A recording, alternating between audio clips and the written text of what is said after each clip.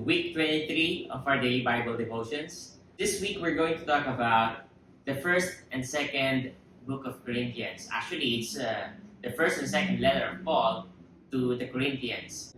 You know, the first four books of the New Testament, the Matthew, Mark, Luke, and John, those are considered historical accounts. Four different historical accounts, and that should be enough of a proof about Jesus' claims. Those are historical records that if you will just treat them according to what they deserve, those are enough to prove that Christianity is true. But some people doubt that because it's from the Bible, and maybe it's understandable that they would doubt because they would think, of course it's biased because they are all part of the Bible. Of course it's promoting Christianity. How about this? How do we explain the transformed lives of the apostles? All of those apostles, they died, well, minus John. Almost all of them died a martyr. They were persecuted and they were killed for their beliefs. First, how come from being cowards, they became bold witnesses for Jesus?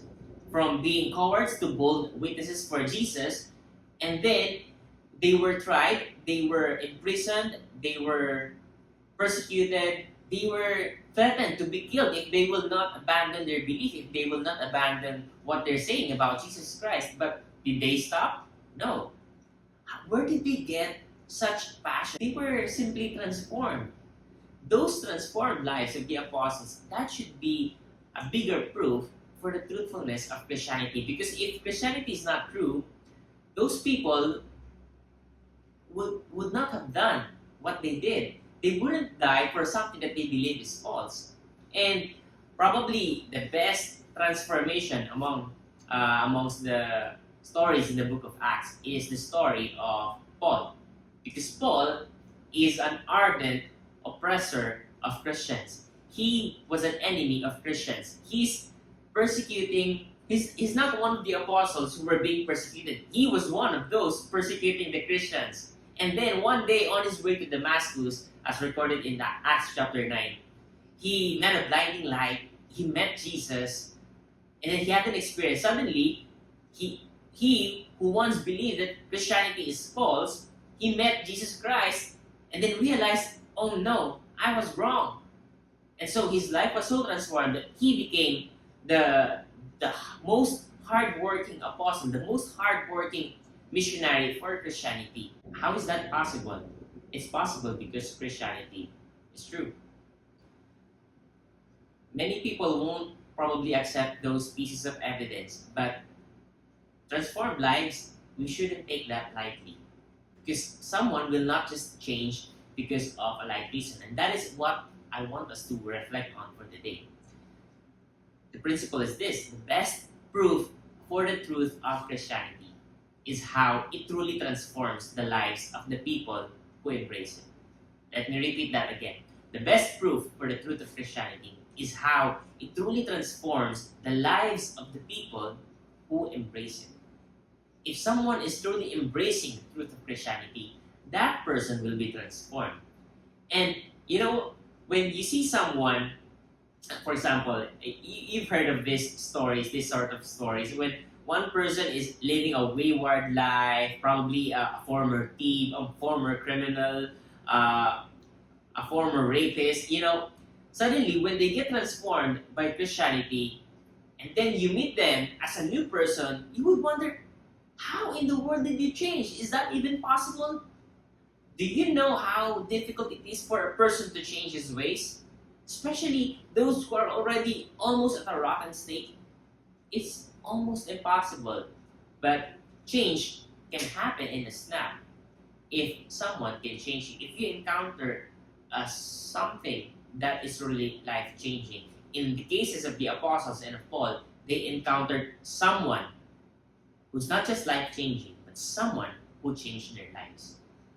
Their changed lives, that is the best proof for the truth of Christianity. And the thing about faith and the thing about religion is you shouldn't just accept everything that you hear. That's what Paul showed to us. He did not simply accept Christianity simply because other people are talking about it. No, he needs evidence, he needs proof. And in fact, according to his judgment, these Christians are fakes. These Christians are proclaiming something that is not true until he met the evidence, until he met Jesus Christ. And that's what we should do.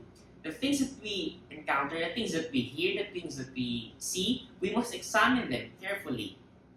And we shouldn't just accept them, we have to examine and check for evidence. And we need to learn how to filter the truth from the lie. We need to filter the good from the bad. Otherwise, either we will just accept everything or we will just reject everything else. Both of them are bad. What we need to do is to learn how to filter, to learn how to examine. This is why we're studying Christianity in a Christian school. Not just because it's a school that teaches a religion. Now, this is not just a religion. I don't want you to just accept everything that I'm saying. Examine the evidence for yourself. Examine the scriptures. Examine other things. Because a lot of people try to prove that Christianity is false. You are very much welcome to try that too. Because that's what I did too. And then, guess what? I found out that it's true. And now I'm teaching it as a truth. I'm teaching you that you have to examine it for yourself as well. We need to learn how to filter. We're learning Christianity in the academy, in a school, because in school, you're supposed to learn how to think. You're supposed to learn how to be critical. You're supposed to learn how to be intelligent in your decisions. Not just accept everything, but really examine first before making a decision. When you make a decision, it has to be an intelligent decision and an informed decision. That's what you should do in Christianity as well, because that's what Paul did.